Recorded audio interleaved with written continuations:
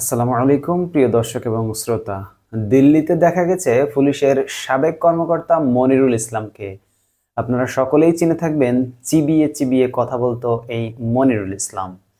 ভারতের রাজধানী দিল্লিতে অবস্থান করছেন পুলিশের সাবেক অতিরিক্ত মহাপরিদর্শক এসবি মনিরুল ইসলাম।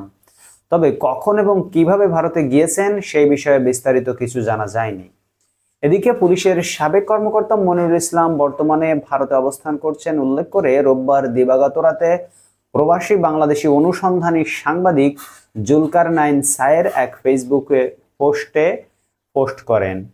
ওই পোস্টে তিনি বলেন, পলাতক এসবি প্রধান সাবেক মনিরুল ইসলামের অবস্থান নিশ্চিত করেছে অত্যন্ত বিশ্বস্ত সূত্র।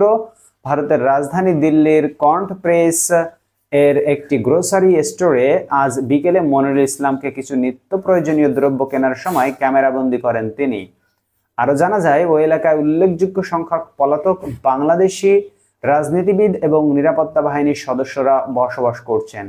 বন্ধুপ্রতিম দেশ হিসেবে ভারত সরকারের উচিত হবে অনতিবিলম্বে এদের খুঁজে বের করে বাংলাদেশের যথাযথ কর্তৃপক্ষের কাছে হস্তান্তর করা। এ বিষয়ে India in Bangladesh high commission of Dhaka এর দৃষ্টি আকর্ষণ করছি। এদিকে বৈষম্য বিরোধী ছাত্র আন্দোলন দমনের নামে সাবেক প্রধানমন্ত্রীর কার্যালয় থেকে 25 কোটি টাকা আনার অভিযোগ ওঠার পরে ফোনে এ কর্মকর্তার গত 18 সেপ্টেম্বর সাক্ষাৎকার নেই ঢাকা পোস্ট।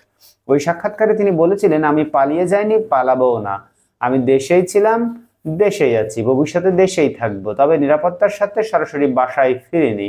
সাক্ষাৎকারে পালাবো না বললেও বর্তমানে ভারতে অবস্থান নিয়ে জানতে চাইলে হোয়াটসঅ্যাপে মনিরুল ইসলাম ঢাকা পোস্টকে জানান, আপনাকে তো সেদিন 18 সেপ্টেম্বর ঠিকই বলেছি, মিথ্যা তো বলি নাই। আপনাকে যেদিন সাক্ষাৎকার দিয়েছিলাম তখন সেটাই সত্য ছিল, ঢাকাতেই ছিলাম, আত্মগোপনে ছিলাম। প্রিয় দর্শক এবং শ্রোতা, অবশ্যই আপনারা আপনাদের মূল্যবান মতামত কমেন্ট বক্সে জানাবেন।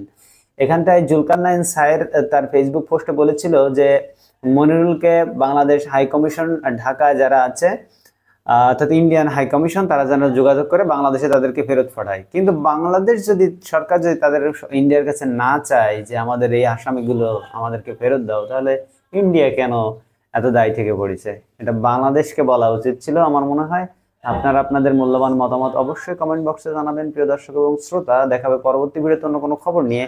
আর একটি কথা, সেটি হলো অধিকাংশ পলাতক পুলিশ সহ প্রশাসনের সাবেক কর্মকর্তারা ওখানে আছে, দিল্লিতেই আছে, এবং দেখা যাক শেষ পর্যন্ত তারা কে কোথায় যায়। দেখা হবে ইনশাআল্লাহ পরবর্তী ভিডিওতে অন্য কোনো খবর নিয়ে। প্রিয় দর্শক এবং শ্রোতা, নতুন নতুন খবর পেতে আমাদের চ্যানেলের সাথেই থাকুন, আমাদের চ্যানেলটিকে সাবস্ক্রাইব করে রাখুন। ছোট্ট চ্যানেল, আস্তে আস্তে ইনশাআল্লাহ বড় হচ্ছে। দেখা হচ্ছে ইনশাআল্লাহ পরবর্তী ভিডিওতে। আল্লাহ হাফেজ।